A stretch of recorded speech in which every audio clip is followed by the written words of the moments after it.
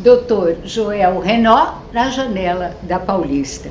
Dr. Joel, e aí? Saiu um estudo do jornal americano, médico JAMA, sobre maconha e adolescente, é isso?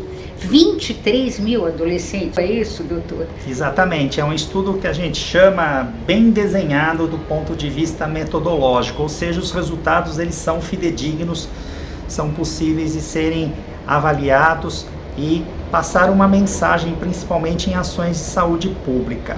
Então, esses 23 mil adolescentes foram avaliados, então você pegou dois grupos, jovens que usavam cannabis, maconha, comparando com jovens que não usavam o cannabis, a maconha.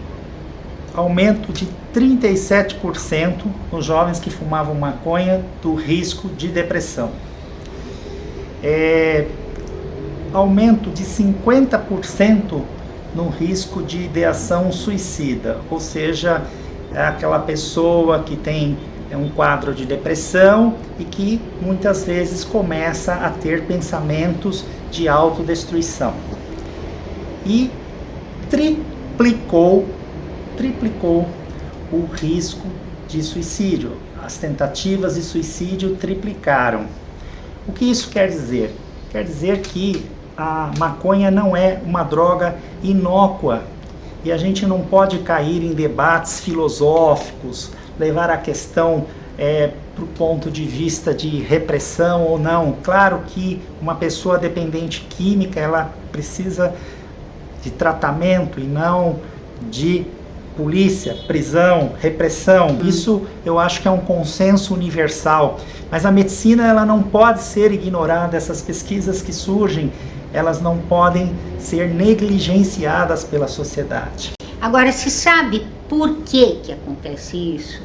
Por que a maconha tem esse resultado de desembocar em depressão, em ideação de suicídio? Por quê?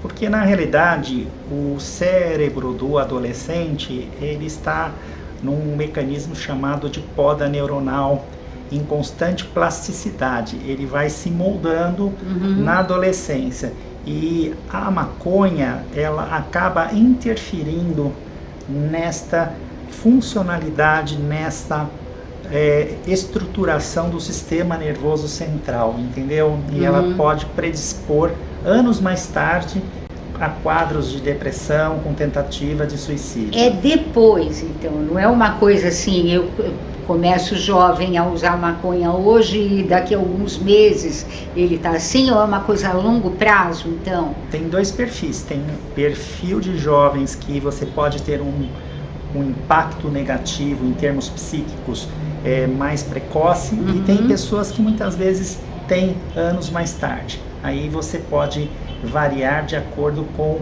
a individualidade de cada pessoa.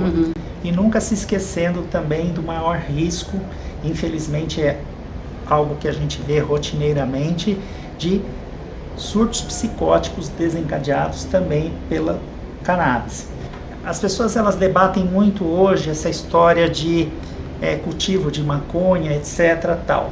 Mas o que interessa hoje para a medicina em termos terapêuticos não é logicamente THC, o tetrahidrocannabinol. Interessa o canabidiol, né? E a gente já tem duas drogas aprovadas inclusive pela Anvisa, né? Que é o Mevatil e o Epidiolex. Essas duas drogas elas são usadas para quadros específicos, por exemplo, espasticidade em pacientes com esclerose múltipla, muitas vezes crises epilépticas, refratárias a outros tratamentos. Então a gente tem fins terapêuticos de um princípio da maconha, mas a gente não pode generalizar isso e dizer o termo maconha medicinal, porque isso torna-se uma grande farsa, uma vez que não há estudos.